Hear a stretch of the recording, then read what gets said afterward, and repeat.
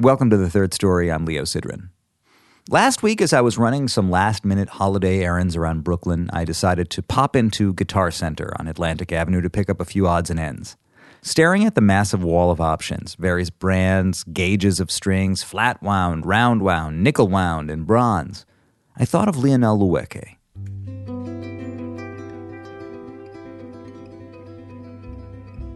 I had just talked to him a few days earlier, and his stories were still very much on my mind. See, when Lionel was coming of age as a young guitar player in his home country of Benin in West Africa, there were no musical stores of any kind.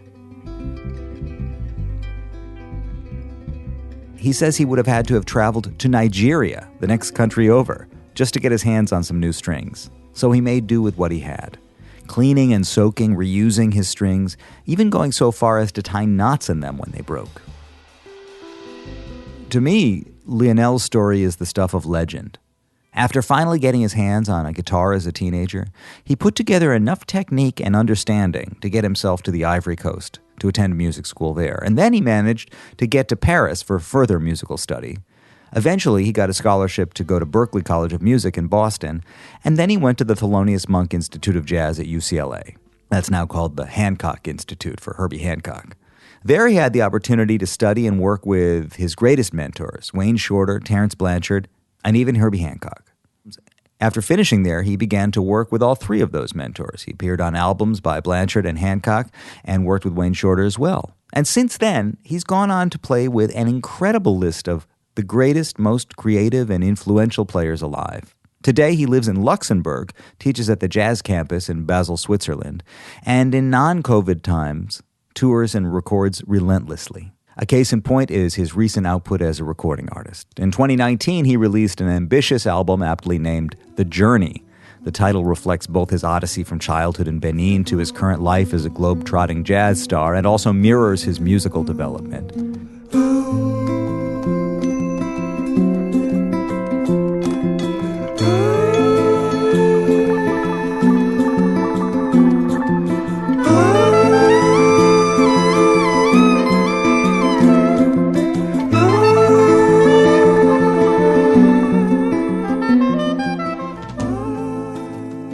And he followed that up with a much more intimate album called HH in 2020, named for Herbie Hancock. It featured solo guitar performances punctuated by vocals and vocal percussion, and paid tribute to one of his great teachers.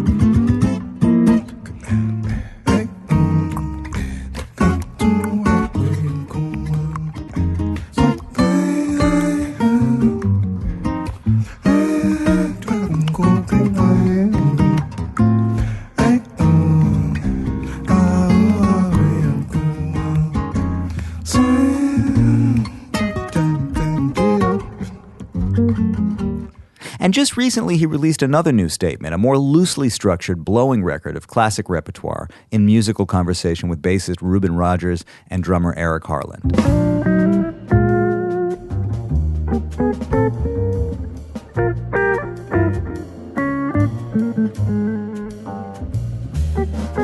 Each project shines a light on a different aspect of Lionel's musical personality. He tells me that after trying as hard as possible to remove the African influences from his playing, hoping to sound more like his jazz heroes, he ultimately realized that it was all compatible, and he began to reintroduce more of the sounds of his childhood into his approach. The result is a very personal, very musical, and emotional sound, and I think maybe that's what makes him such an appealing collaborator for so many. His voice, both his singing voice and his playing voice, is so identifiable and personal, and you can feel the road that he's traveled in his playing. In fact, he ends up telling me exactly that. He says, "Our story is what we play. The story of somebody from the beginning to the time when you hear them. That's what's being presented." We spoke recently over a very questionable Zoom connection. He in a hotel room in Basel, me in my home in Brooklyn. Here he talks about growing up in Benin, discovering the guitar and eventually jazz by way of a George Benson record, making his way out of Africa, through France to America, finding his voice, his style, how he sees his contribution as a teacher, and much more.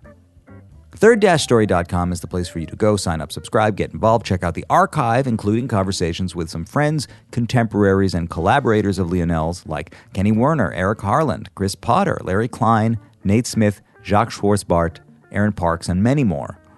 Patreon.com/Third Story Podcast is the place to go to keep the lights on over here. And as I often do, I have included some YouTube clips and a Spotify playlist related to our conversation today. That's available at third-story.com as well. Today, actually, is a very cool Spotify playlist drawing from many of the references and musical sources that Lionel brings up in our conversation. Without further ado, here's me and Lionel Loueke talking it down. Lionel. Hello, can you hear me? I can hear you. Oh, great. Hey, man. Yeah. How are you? I'm cool. You know what?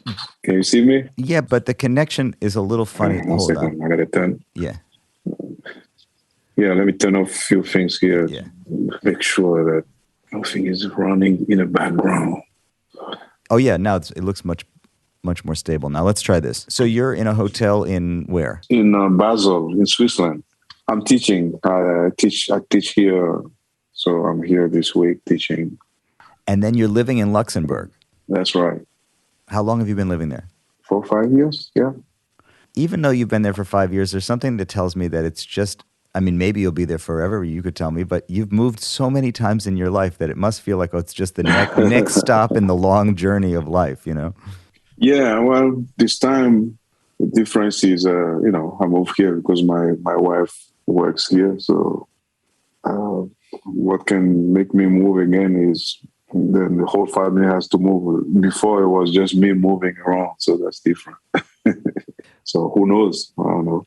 Let's talk about some of the things that made you move originally, man. I hope you don't mind me asking, but I've always been so curious about how a boy from Benin ends up making such a statement musically in America and in Europe. I mean, I can't even picture what Benin it was like. Can you just tell me what it was like when you were growing up? What was the scene? It was, talking about music, everything was music related, birthdays, anniversary, death, anything was related to traditional music. So I remember just, going outside in the same area, in the quarter, just walk around. We knew exactly, okay, this Saturday there's going to be a traditional band playing outside.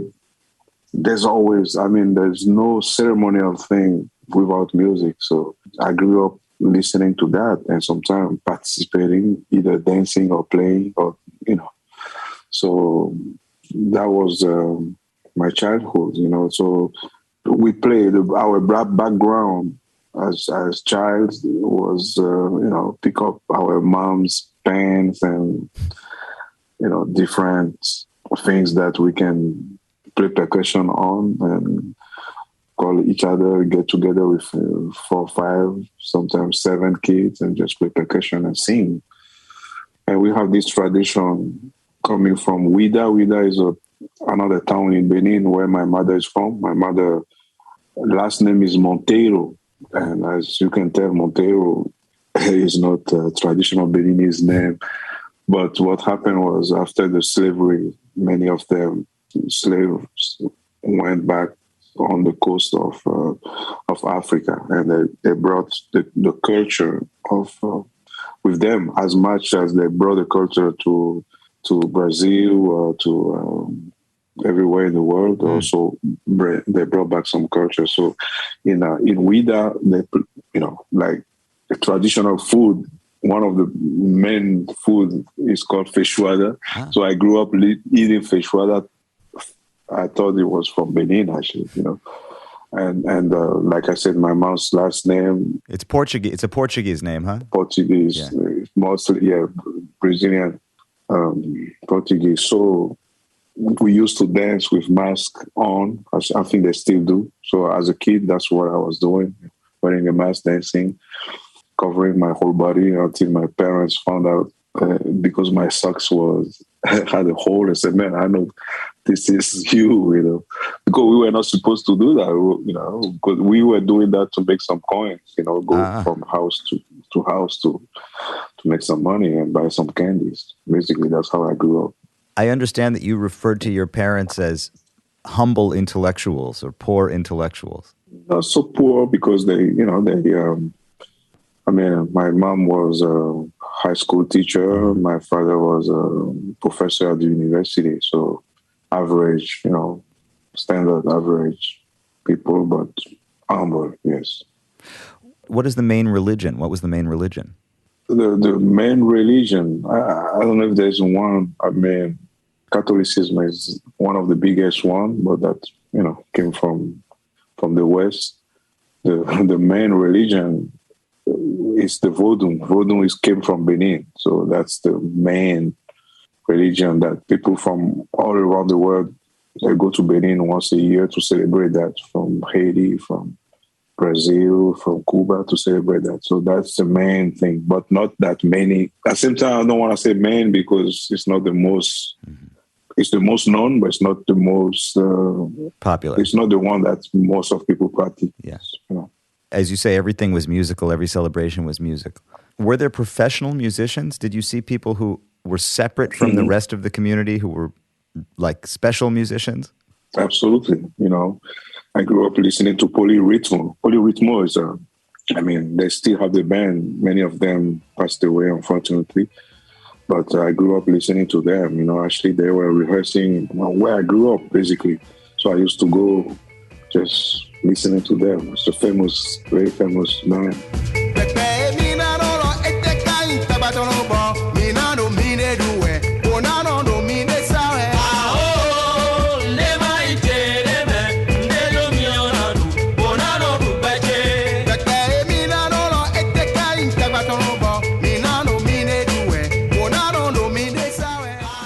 Those were professionals, and it was hard to be professional. It's still hard to be a professional musician today, but back then it was harder, because so many people play music on the streets that it's hard to consider that as a profession, because first of all, you don't make that much money. Second of all, if you say you're a professional musician, most of the time people ask you, okay, you play music, but what else you do? So it has changed a little bit, but still, yeah. But if everybody plays music, why should I pay you to play music when everybody else plays music? Exactly. Music is on the streets for free. Yeah. And you were playing percussion first. You didn't play guitar till you were older, right? Yeah, so I played percussion until I was, from, 9/11 until 15, 17. So I started guitar at 17 because of my older brother who was a guitar player. He already played guitar, so you saw the guitar. You saw somebody playing guitar. Oh, yeah. It was naturally the first instrument I gravitated to because it was there. I have to wait until 17 because, had a lot of pressure from my parents for the same reason. You got to get your degree, etc. Music is not something that you can do as a living, So it was hard for me, especially seeing my older brother, struggling. Today he's a banker. Good for him. That explains, and he was very talented. So, and he was the first kid, so he had more pressure on me, So I waited until 17 because, for me, it was kind of clear when I started that this is what I want to do, but I couldn't do it earlier. No way. So did you get a guitar from him? How did you get your hands on an instrument? He had a guitar, and actually I wasn't allowed to touch his guitar, So one day I picked up his guitar, he wasn't around, and I was just, I just want to see how, what I can do with it.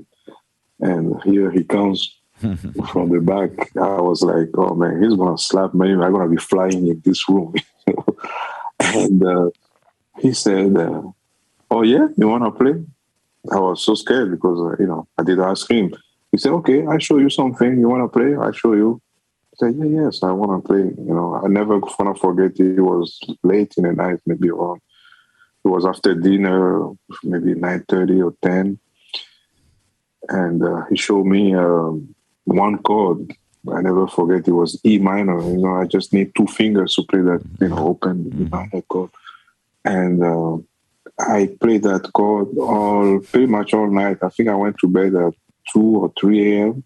But he didn't tell me. I mean, next day I couldn't even raise my hand because I pressed so hard. He told me like, okay, if you get this chord right tomorrow, I'll show you another one. But he didn't tell me, okay, just relax. Don't, So I went for it. First of all, it's one of those crappy guitars that, the strings were like that high to the neck. Yeah. So it wasn't. Anyway, so I did, but next day I couldn't show him the chord because my fingers were all swallowed because I pressed so hard. He told me, well, lesson number 1, So I had to wait a few days to get the second chord. So that's how I started. What was the second chord? A minor? A minor, exactly. After that, there was D major, D minor. I still remember the orders, 2 fingers, 3 fingers. Yeah. And what kind of music were you listening to? What was the music? I mean, I know eventually somebody brings you a George Benson record, but you couldn't have had George Benson at the very beginning. No. I was listening, like I said, mostly traditional music and also some Afro pop, also music from Nigeria, Fela.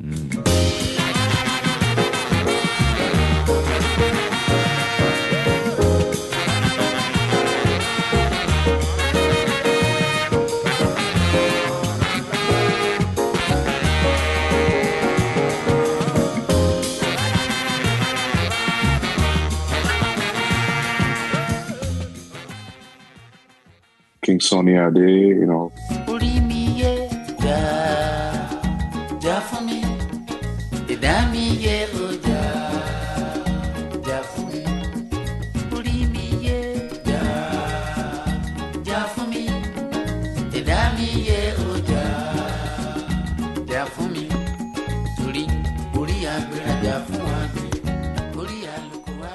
Franco from Congo,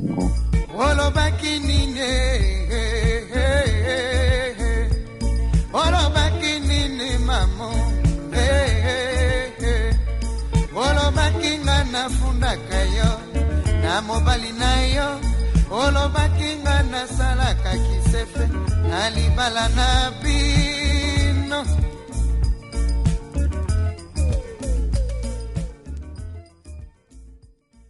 Those were music that, mostly involved guitar, electric guitars and well-known songs. So, I mean, I wasn't playing, but I was listening, dancing a lot to those music.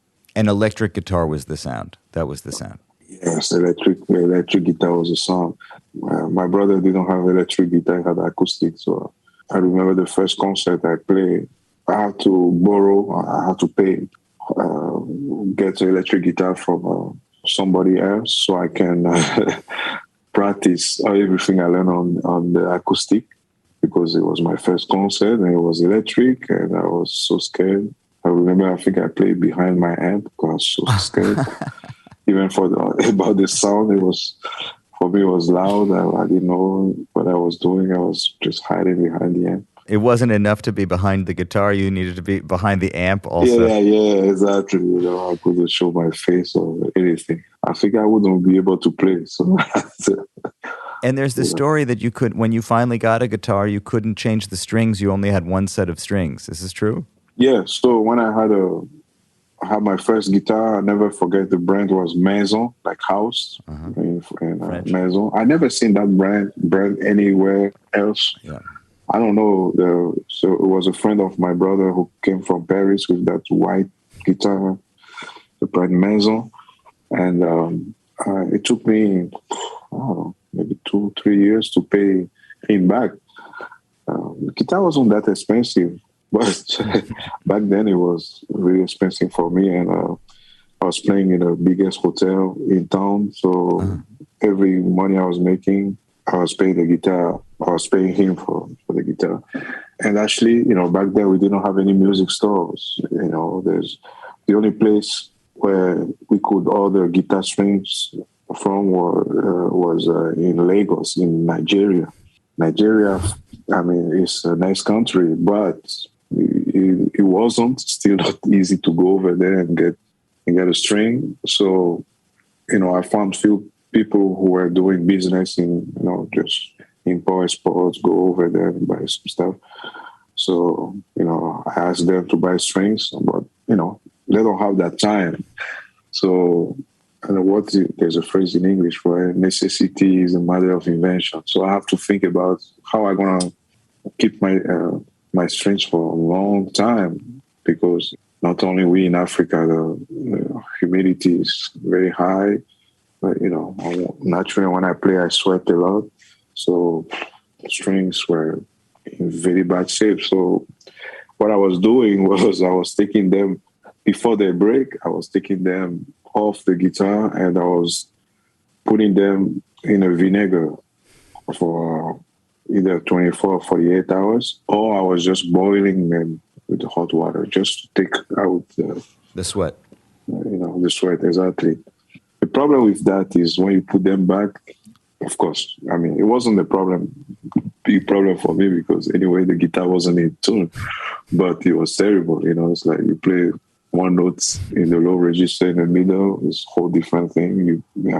Then on top of that, I have some nerds, I don't know if they're the right word, on the instrument. So when I I was trying to not break a string, but because they're so old, sometimes when they break in the middle, I will make a nerd. A knot, and now we cut, But the problem is, it's a guitar, it's a string. So meaning I have to avoid that case. When I'm playing, I can't just jump on it. And most of the time I was playing in the dark, So I got a few blisters.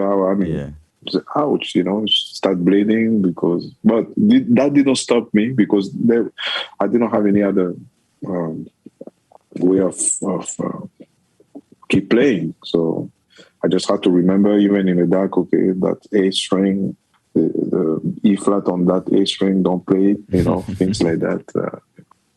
That was a good school, absolutely.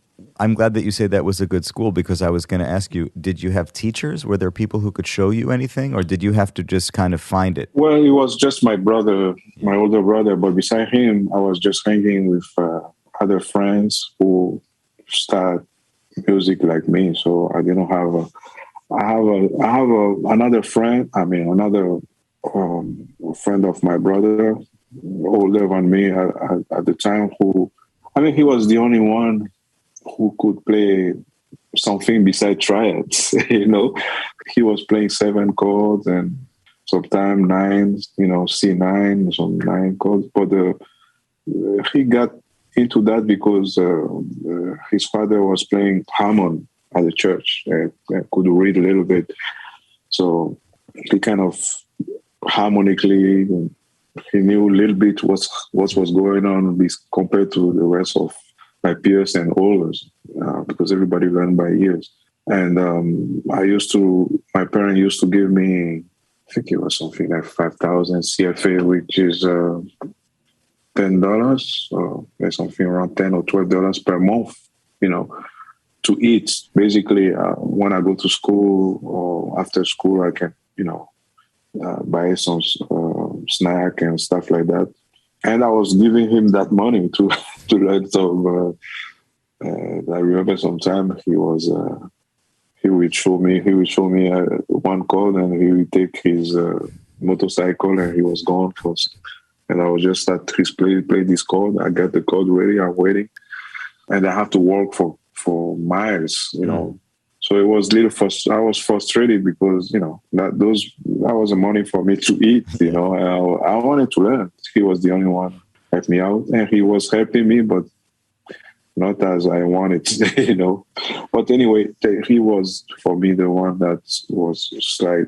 In terms of knowledge, knew a little bit more on the rest of us. Yeah. So do you ever think now, when you put on fresh strings on your guitar, do you ever think what that would have meant to you when you were 18 years old to have fresh strings for a new gig? I'm going to, recording date, I got to put new string. Here's some new strings. And how much it meant to you to have new strings when you were just starting out? You know what the thing is? I don't do it still today. I change strings. I have, endorsement. I have strings, so I can buy strings. But I guess because I've done that for so long, I don't see. Maybe one day if I have a guitar tech on the road, somebody will do it. But I just feel like it's a waste. And to tell you the truth, I feel like it's a waste to change string all the time. And so I just have to, I change them when I feel like, okay, now I can see the changing colors. And yes, it's about time, you know. Otherwise, I don't change string often. I still don't. Not like before, but I still, I mean, when I see, you know, some people change string every concert, no, I don't do that. No. When did you hear jazz? When did you hear this George Benson record? So I heard, I think I was, I started learning instrument. I started at 17. I think I heard Benson maybe 18 or 19. And that freaked me out because I never heard anything close to that ever. Until then, it was mostly African music, pop music. So here come this music, this guy playing so fast and I have no clue what was happening. I just felt attractive to it. I was like, man, I like what I'm hearing. I don't understand it. I mean, it's like night and day, you know. It's like, is this the same instrument? I mean, how possible? So my curiosity, my parents used to have a record player, and it was a record. So I have to find a way to make a copy. Which record was it, Lionel? Which record was it? It was a Weekend in Los Angeles, live, you know, weekend in LA.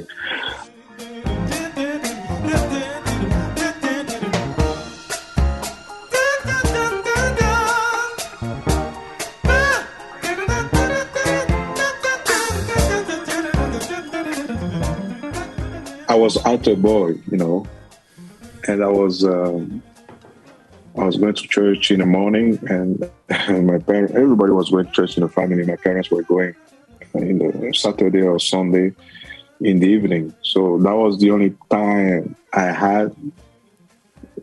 I could be in the house by myself. Everybody was at church. So that was a time for me to get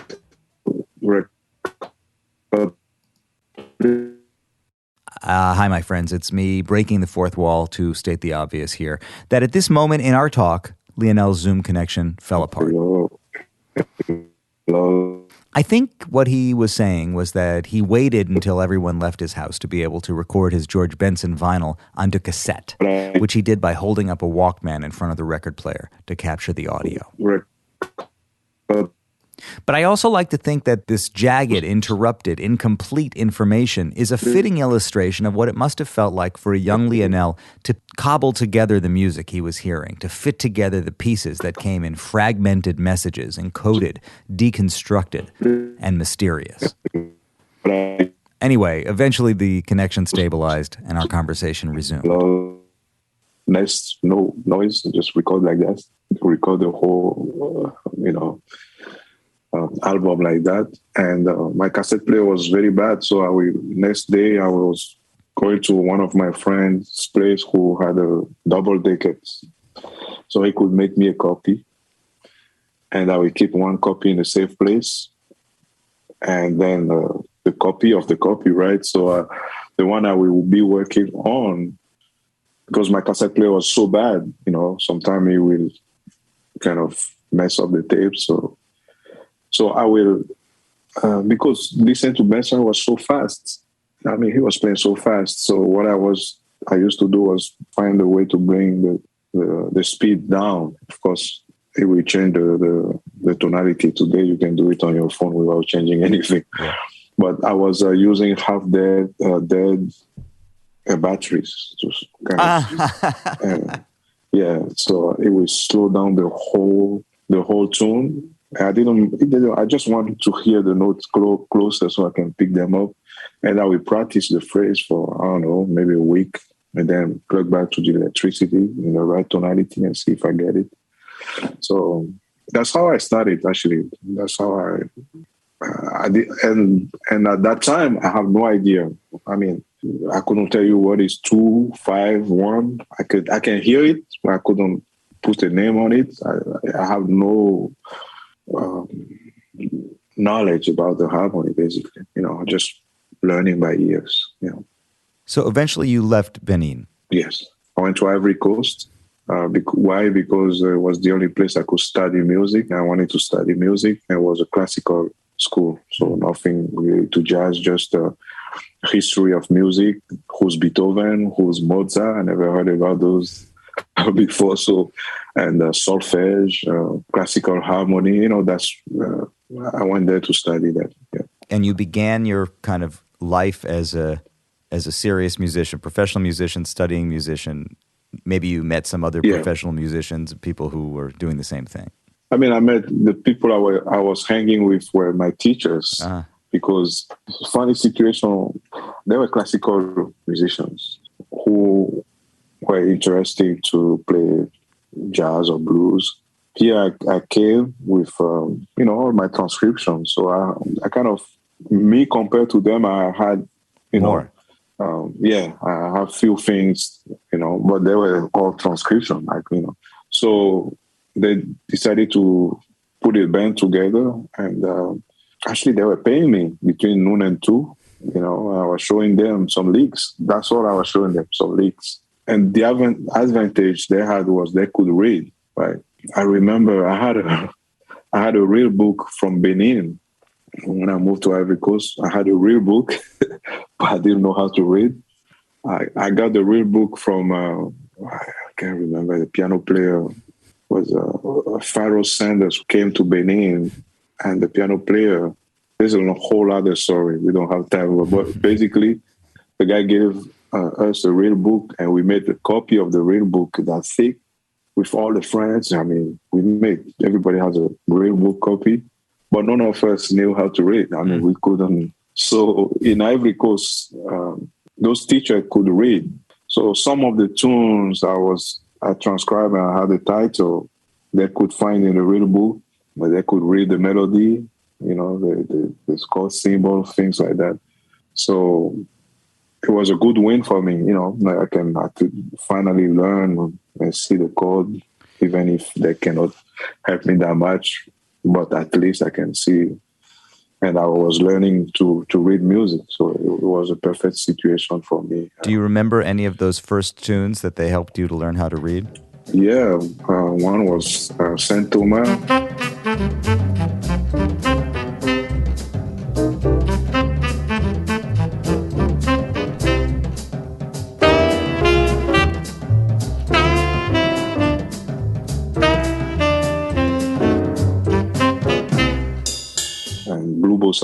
Of course. Of course.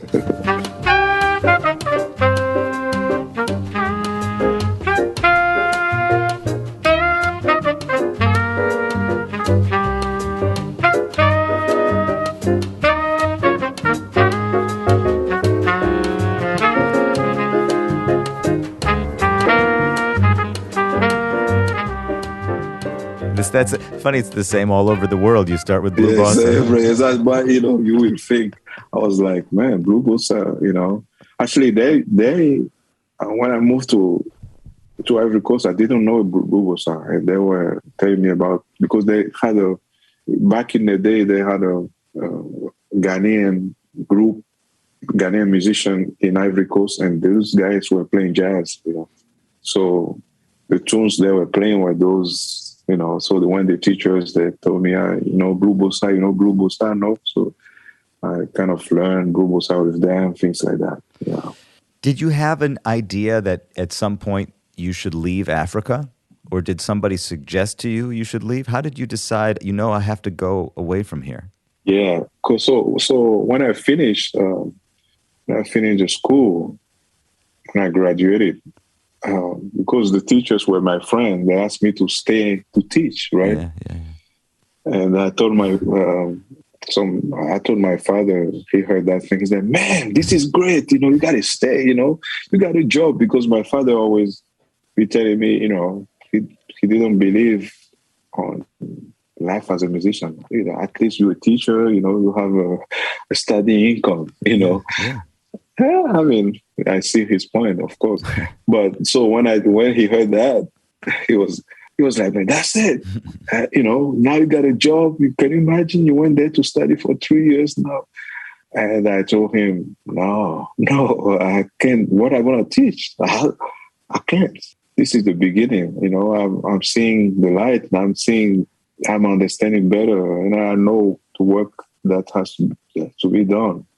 So he wasn't happy about it, but for me it was clear that I have to move. I have to go to Paris. Actually, the US was my number one, but because I couldn't speak a word in English, Paris was the easiest way to start because at least I understand the language. I decided to do an audition to go to school in Paris. It wasn't easy because they gave me 2 weeks visa. So basically, I went to Paris to do an audition. And if it didn't go well, then I have to go back home. Mm. If the school accepts me, then I have to do the whole procedure and go to renew my visa, etc. And I mean, if I had to leave, if it was from Benin to Paris, I never would make it. Because I remember I have to write down La Marseillaise, the national anthem, the French national anthem.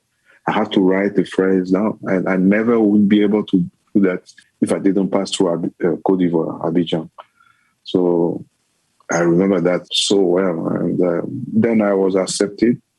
And I stayed there for another 3 years. And that was the first jazz school I've been to that I could finally put a name on things I was doing and have people answering my questions and buy some strings, buy some books, go to a music store. I remember I was passing all day in a music store, I became friends with the guy selling instruments and they just let me, I just played all day because I can, I didn't I've never seen that before. So it was a life-changing experience. Absolutely. So you went on an airplane and you said, either I'm going to be gone for 2 weeks or I'm going to be gone for 3 years. I don't know. Exactly. And they didn't give me any chance for that either. It's like, you have 2 weeks visa. If you didn't make it, maybe you have time. And those things, to get those visas in Africa, from Africa, you have to prove a lot of things, where you're going to stay. I remember I was staying at my brother, Alexi, who was guitar player, who's a banker now, France. Here I came to Paris and I remember his wife was pregnant. I get there Sunday, Monday, I have my audition. And he has to go to work. I had the African mentality. I was like, oh, this guy going to take me to school. And, like we do in Africa, he's like, no, man, you go down, you're going to see M, letter M, that's the metro. Here's the map. You go down, you take this direction. I was like, oh, boy. I think I had my audition at 10 a.m. I get to school at 9:45. And you know what time I left his place? I left his place at 7 a.m. And normally it takes like 20, 30 minutes to get there. I was lost and I was glad. I knew I was going to get lost, I'm dressing like, in a boo African way in Paris, trying to ask people, can you tell me the direction? Everybody's thinking like you're asking for money, 8 a.m. everybody's running the subway. So that was a good welcome. I said, okay, now. Well, man, that's really interesting because it's also it sounds like your first interaction with the outside world, the non-African world, right? I mean, you land in France and you're very... Absolutely. You're like from another planet in some ways. You speak the language, but yeah, I understand maybe they thought you were asking for money. What did you think of Paris? What did you think of that world? Well, that week I was shocked, man. Seriously, I was like, maybe I should go back home. I should go back to Africa because, I was shocked. I was like, man. But, there's always a voice telling me, oh, you get here for a reason. Don't mess it up. You gotta follow your goal and do everything it takes, And it's just a matter of time to understand the culture. I mean, I had friends from Paris or from France coming to Africa, but it's not the same because they are minority. You know, it's not the same. It's not.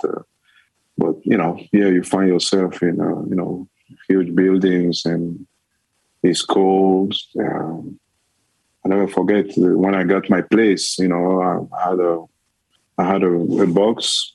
I have my bed. Of course, I have my cassette player, and I was listening to FIP, a radio station. I bought a bunch of cassettes. I was just recording. This is a jazz station. I just recorded everything, and I had everything in like one fork, one knife, one spoon, one plate.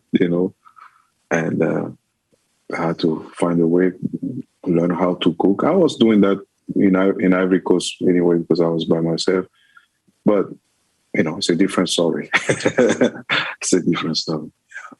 Yeah.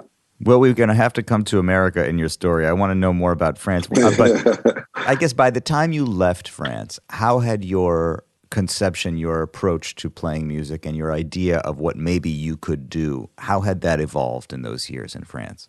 Well, in France, what I realized was I didn't pay too much attention to it, but most of my peers and my teachers were telling me pretty much the same thing.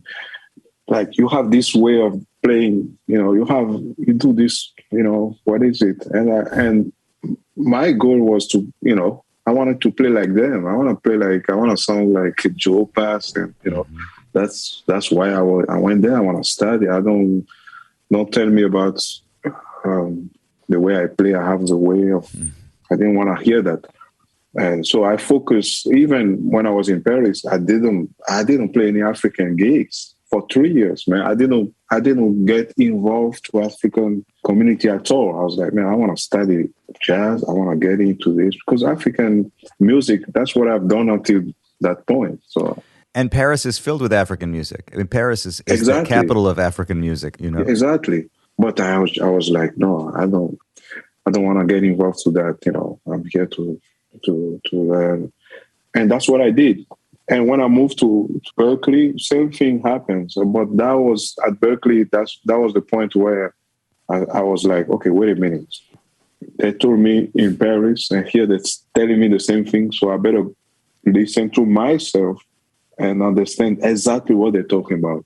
And that's from the point, that was the moment for me where I was like, okay, well, that's what they're talking about. That's my sound. That's who I am, that I didn't want to accept until that point, So what did that mean in real terms? What did it mean to embrace your African sound? Is it when you started singing? Is it when you started playing more acoustic guitar? What did you do to allow that part of your identity to develop? I think, like I said, it was there. But when I kind of go back and listen to myself, and I realized like, instead of separating those two things, that was the turning point where I was like, man, those two things are the same. It's about my approach to the rhythm, the way I phrased, and boom, it was like, all the percussion things I've done, I was doing back home from kids to all the knowledge that I put aside are now interacting with the harmony I'm studying. So that was for me like, okay, well, yes, it makes sense, and it's natural in a way. It took me a while to make that connection, but once I made that connection, and then I don't have to separate those two things, I was like, yeah, that's it. That's that was the turning point. Absolutely. Something that is so special to me about your story, even when I think about it, and maybe it's too big, maybe you don't want to think about it, or maybe I'm wrong, but the way that the music in America evolved, what made it special was the thing that you just described. It was this beautiful African tradition that came into contact with this Western harmonic tradition, and when they collided, yes, we found what we call jazz, whatever you want to call it. That's where it came from. Yeah. And what you just described in your own personal identity is the same. Yeah. It's the same interaction between these two things. Yeah, I totally agree with you. Besides jazz being a state of mind and, the improvisation part, well, it's a combination of that. It's a combination of the African elements and the classical music, from Sidney Bechet says it clearly, and I truly believe that, in a way, sometimes, it's like, because now there's a whole young generation of jazz musicians in Africa who are doing great. And I feel like jazz is going back home in a way, it's going to the source. When I went to Berklee, I never forget this. I was in the library checking different Coltrane's album. I was so into Coltrane, and it was like, man, what is this? And I was checking playlist songs, and I found Dahomey. There's a tune of Coltrane named Dahomey. And Dahomey, Dahomey is the old name of Benin. And Dahomey, we call it Dahomey, means inside the snake. That's the name of the country. And Coltrane wrote it exactly. There's a tune named Dahomey. Now go figure out how he get to that. And like, as we know, he was checking Indian music, he was checking. So that kind of reinforced what I was getting into.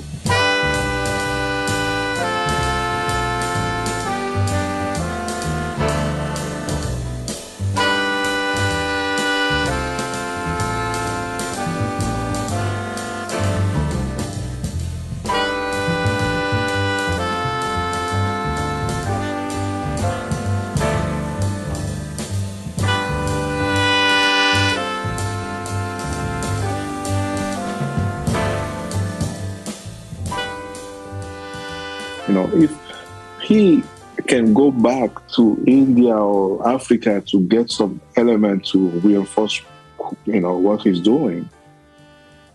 I mean, I came from that part, so I can bring that part to reinforce also, and it totally makes sense to me that just like I'm speaking, I have my accent. If I'm in France speaking, they know I'm not from France because I have an accent. I'm speaking English, I have the accent. And that's the beauty of, I think, of the music. We understand each other when we choose our own word with our own accent. So you play with an accent. You can play with an accent. Exactly, just like I'm speaking. And at the beginning, I wanted to speak like American, So, and then I realized that it's not my word. It's not who I am. It's not, I'm learning. I'm still learning. Like I said, my English was worse. Now it's just bad. So it's going somewhere. But you have to accept who you are and build stuff on top of who you are. Well, it sounds like when you started to embrace who you are, and really the way you describe it, it seems like rather than having to really do anything, what you had to do was stop doing something. You had to stop trying to cover up who you are. Yeah, exactly. Be yourself. And that's what I teach a lot these days. And, I want to inspire the students. Yes. I want to tell them my stories too. I want to wake them up and make sure that they don't take for granted what they have, because I didn't have this. I want to wake something up in them that I think is sleeping, like this is the information that I'm bringing, but I want you to bring to life that information. Each of you has your own way of bringing it to life. This is just, some information. It doesn't mean anything.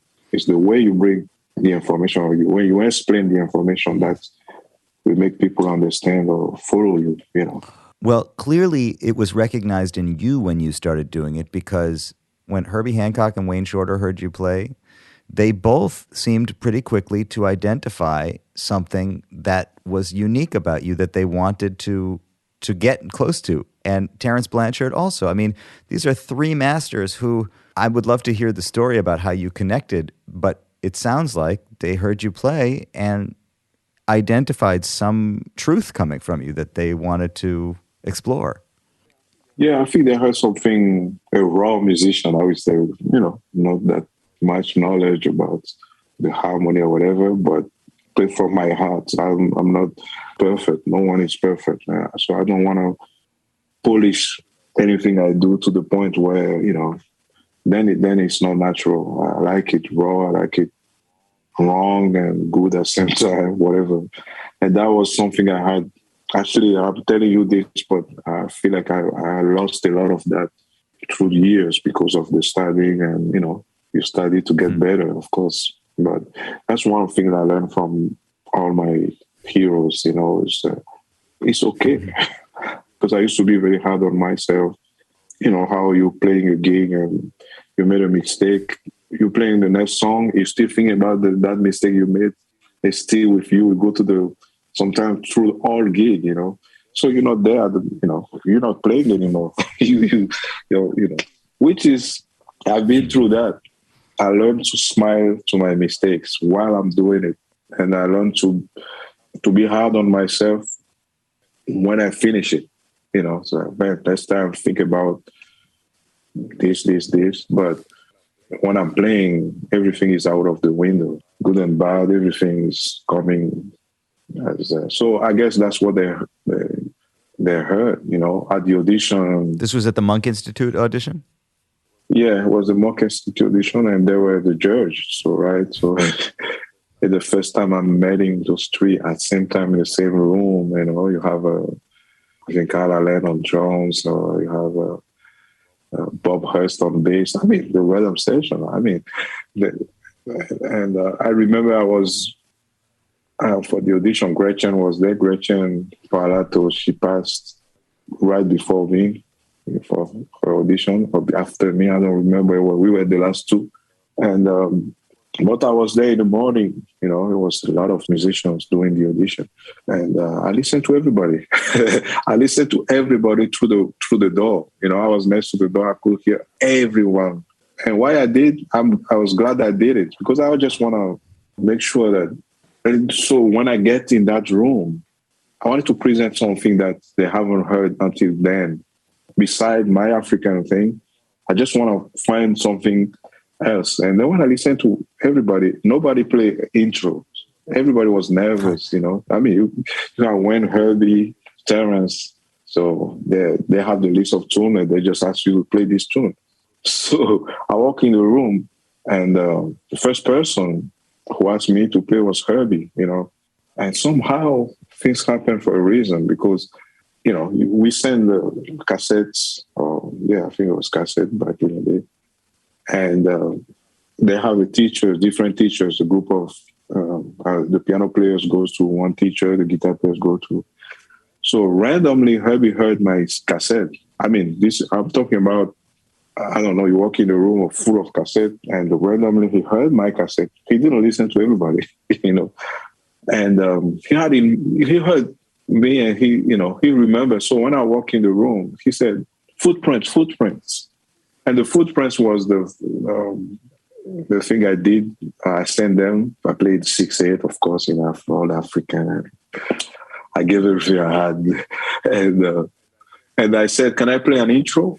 And he said yes, but I could see in the others, in the room. I mean, everybody, they were tired, and I could see that, okay, And I did my thing. I finished, played footprints, and I finished, and the whole room was clapping. They all stand up clapping. And that kind of setup, because I was nervous like anybody else, But that kind of, when they're clapping, I was like, oh man, this kind of helped me to kind of calm down a little bit, and to have the rest of the audition in a more relaxed way, I had heard the story of Footprints before, that you auditioned with Footprints, which is why when I heard your new record, I know that the record was originally recorded a few years ago and it's now out digitally. Yeah. But man, the first song on the record is Footprints. And I thought, exactly. It's funny because if you don't know the story, then you say, oh,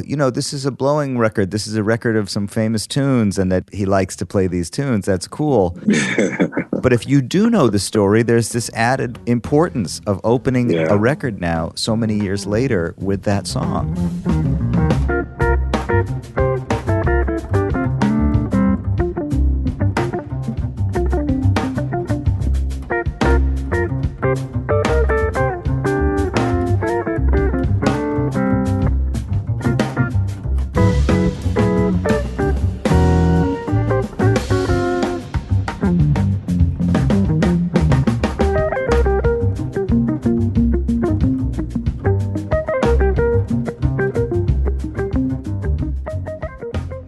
Absolutely. And the 2 years I passed at the Monk Institute, the first tune I brought arrangement of was Footprints, and that tune we played for 2 years, and that was the arrangement. Actually, exactly the same arrangement I brought for the trio for that recording. Yeah, I wanted to capture that moment. Talking about Footprints, I might make my student play that same arrangement because it was my first arrangement ever of a standard, because in Paris, I was mostly studying compositions. I was learning standard, but I didn't do any arrangement really. Let's talk about this record a little. I mean, I don't want to focus always on the records because you have a long career. You're going to have a long career. I understand this is the record that is out right now, but it's a record that is out right now. And you've made now 2 repertory records. You made an album of all Herbie Hancock material, and now you make this album of songs that many of us have a relationship with already. And that stood out to me, after having done so many original songs and African-inspired songs and pulling repertoire from all over the world to make this kind of an album. Can you talk about what it was like to go in and do those tunes? Yeah, well, I wanted to, because as you know, our common ground as a jazz musicians, our Bible is a real book, and the tunes are the one that we play to when we learning the music. So, even if I never had a standard album, I always love to play standard. I think my first Blue Note album that has Herbie and Wayne, I made Wayne play Naima. I remember. I never forget that one. I said, man, here's Wayne Shorter who wrote so many tunes. Why don't you pick Wayne's tune? I asked Wayne to play Naima.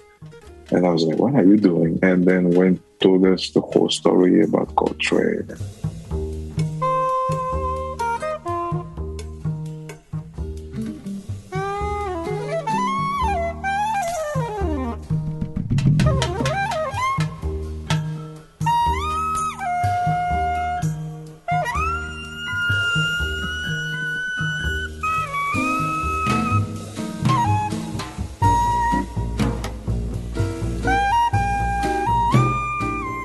So I always loved standard, and it was the right time when I said, man, what about, because anyway, I'm not going to be playing standard like, I'm not going to sound like Jim Hall, it's not going to happen. So I was like, yeah, it would be good to play standards the way I hear them. And the choice of the standards went very fast because I had to, I was thinking about it, Eric and Ruben, because I know they play a lot together, and I have to, find something, because we didn't have any rehearsal. It was just like getting in the studio, almost like 3 guys getting together to play some tunes. And that's exactly what happened. I think we record the whole project in 2 or 3 hours. We just, including setting up. So it wasn't, and that's what I wanted. So I wanted to capture that moment where nothing is perfect. It's just natural approach to the music and organic way of playing. That's what we try to capture. And before that, the HH record, which for me was one of the most important albums of COVID. Oh, thank you. There was something about the energy of that record that was so perfect in its intimacy and its simplicity and directness. It's what I needed to feel at that time.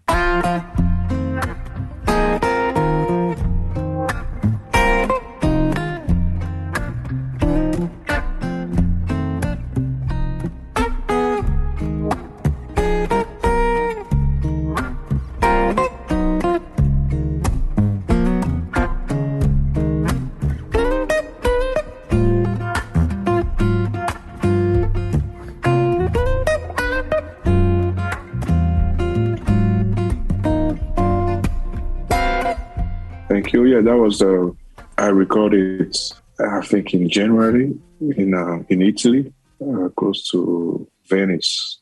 And I remember I came from a tour with Herbie. I came from LA. I went to the studio to record. I told Herbie before, I said, I would love to record your tune in a solo setting. if you allow me. And, he was, yeah, of course, I want to hear it. So he was the first one to hear it, basically, And that was it. He said, we give a different life to my old tunes. And I remember I finished the record, I think it was January or February. Basically, I remember I was in Italy. I was hearing from the north of Italy about the COVID thing. Then my lockdown. And I remember I went back home, I think a week after everything was locked down. So it was just the right moment. Otherwise I wouldn't be able to. Yeah. And then with the record company, we discussed, should we wait for the end of the COVID before we put it out? And I said no. And the record companies also said, well, we agreed because, first of all, we didn't know how long the COVID, we still don't know. And second of all, I thought it was a good time to put it out because everybody's at home anyway. It's a perfect time to check out music if you can go anywhere. Of course, that take out the touring, behind the album, but that's always can be done after. That's what I've been doing. Yeah. Yeah. Can you talk a little bit about how you came to play more nylon string guitar and stop playing electric, and how you feel about the electric versus nylon string guitar today? Yeah, well, that's a good question because I love both. Nylon, especially when I start playing with fingers, because before I wasn't. And, when I decided to play with fingers, I studied classical music for not too long, but just to have the right hand technique a little bit somewhere to start from. And nylon string, I was playing electric back then, and I just didn't like the sound. So I moved to nylon, and I really enjoyed the nylon to the point where when I, with Herbie, I remember the early gigs with Herbie, I was playing a Yamaha silent guitar. It was a nylon string. And, I did many tours, many years with that. And then I said, man, I got to move to electric. And start enjoying playing electric guitar since then until today. But to tell you the truth, I'm always between nylon and electric. And the way I play, the way I hear myself with nylon is not pure nylon acoustic, I hear myself, I like the nylon sound, but with some effects on it, which is not clear nylon, The things with the electric guitar, what I learned from, passing a lot of time on nylon, when I go to electric, I have better sustain, which is the other reason I like to go back to nylon often, because electric guitar is kind of spoiled me in a way that, you play one note and have the right effects and it lasts forever. Nylon string is ping, it's gone, if you don't. So everything you play, you gotta find a way to hold your hand on the strings, even if you're not playing, or even you finish playing the notes, so you can have. So most of the time when I'm home playing, I play nylon or acoustic guitar to get that, not only the strength but the sustain, natural sustain. So I'm always between. It's a good question because lately I wanted to go back to nylon. So I don't know. I just love both, I think. Yeah, but your answer also explains or describes the way when you're a guitar player, you have a lot of options in terms of the sound. If you're a piano player, most often you're going to play piano or one of a few sounds of electric piano, whatever. Not that, obviously you have synthesizers, a million things, but guitar players, your sound really today is a combination of your sound on the instrument and these decisions that you're going to make. Exactly. What are the effects and what, how do I want it to sound? And it goes on and on. It can be, it's like a never ending question. What are my effects? How organic is the sound? How synthetic is it? Are you playing with it still? Do you play with it sometimes? Yeah. All the time. All the time. I'm a camper guy. I use the camper. So I pass a lot of time. I have some, of course, some pedals too. I pass a lot of time working on my sound, but actually I pass more time, like I said, without any effects. Well, because I truly believe the effects are just bringing up what I'm playing. So if what I'm playing the acoustic sound of the instrument, if I like it, there's big chance that I like when I add some effects, and it'll be easy for me to add the right effects to it. As long as I work on the effects, because I'm always looking for effects that are connected to me personally, not just because everybody use delay or everybody use, I don't know, chorus or whammy. No. I like to find something that kind of help me, inspire me. That's for me is always. So I always go back searching for new updates or what's new here, what I can use, what I can do with this.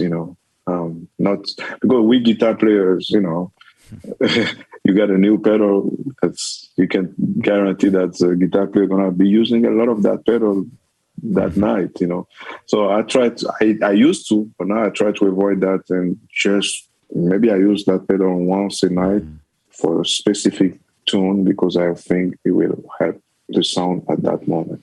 Yeah, it's dangerous. I mean, I'm glad that you gave two answers. One is that the sound enhances your ideas, which I think is true. Yeah. But the other thing is that it inspires ideas, and that's also true. Yes. And so you have to be careful what sounds you choose because it's going to inspire which ideas you choose to play too. And you may also sound like somebody else. Yeah. That's the other thing. You have to. I mean, there might be something that you like, but you have to take out, even beside the sound, just the playing. You have to take it out from your playing because it's been done. It has a reference, So every time you're gonna do that, you're gonna have that reference behind. And as much as you love it, somebody has done it to another level. So that's for me is another way of finding who you are, finding your sound. Something that you love it, but it's been done so much that you gotta let it go.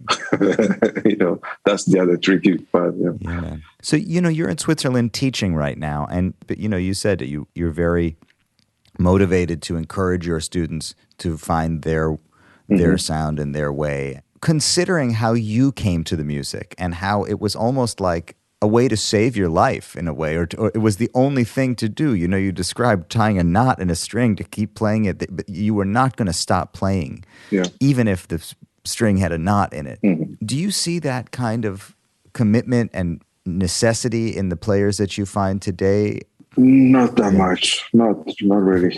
Unfortunately, which is that's the reason that why I like to tell my story to them, because I'm coming from home to teach, and I love teaching. I think it's a great opportunity I play all day, so I love that, work on some stuff, and by explaining, you discover, I love it. But it is at the same time frustrating. You show up and then the student is not there, or 5 minutes before send me a message, say, "Oh, I forgot that you're coming this week," or things like that. I mean, never, ever I will even, miss a lesson. What? I mean, if I could, like here, they have a room, like Berklee, you have a room, you can practice, I would sleep in that room if I had that opportunity back then. Even in Paris, the school I was, it was like, they have like 3 rooms. So I couldn't practice there. I could only practice at home. When I was at Berklee, I would go inside the school like 9 a.m., go out for lunch. When I leave that room, it's 10, 11 p.m. That's what I have done for a year at Berklee, because, wow, I have that opportunity. I can bring my amp. I can have this room for as long as I want.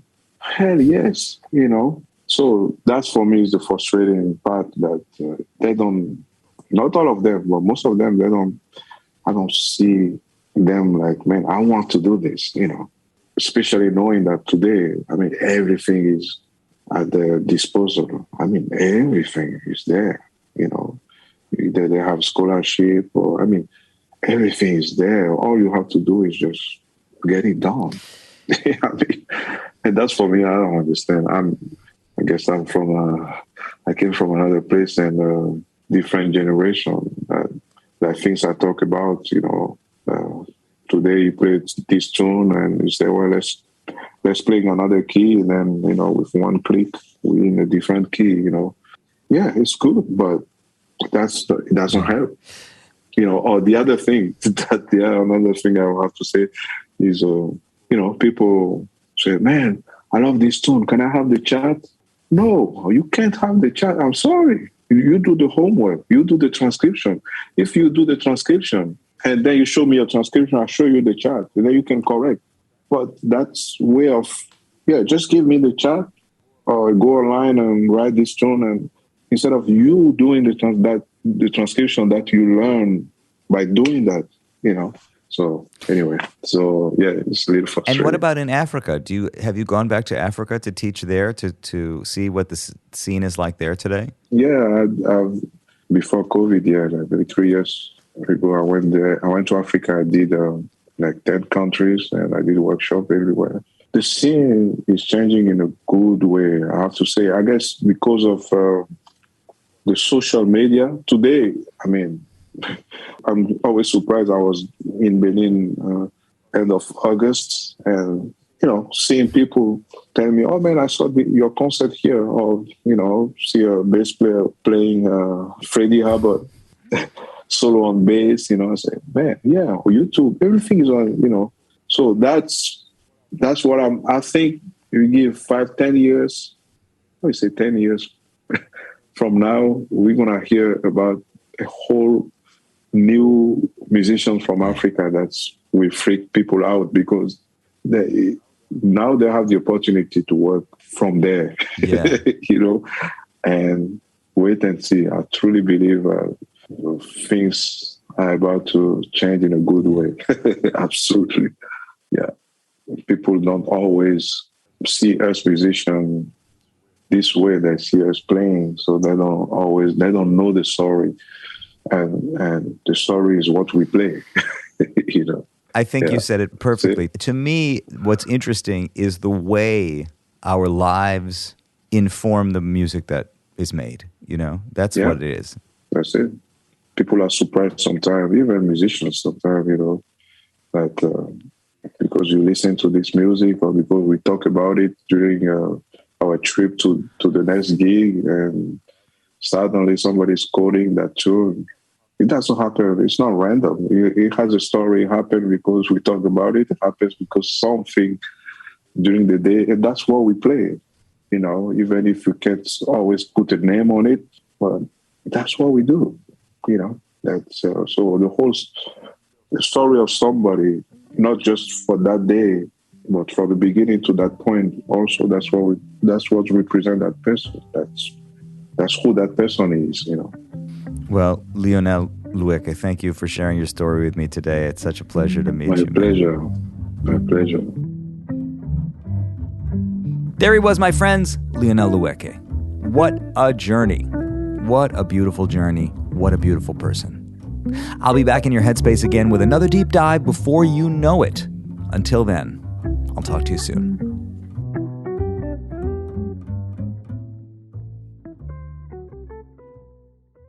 This has been a WBGO Studios production. To learn more about WBGO Studios' award-winning podcasts, special concerts, live streams, and more, visit wbgo.org/studios.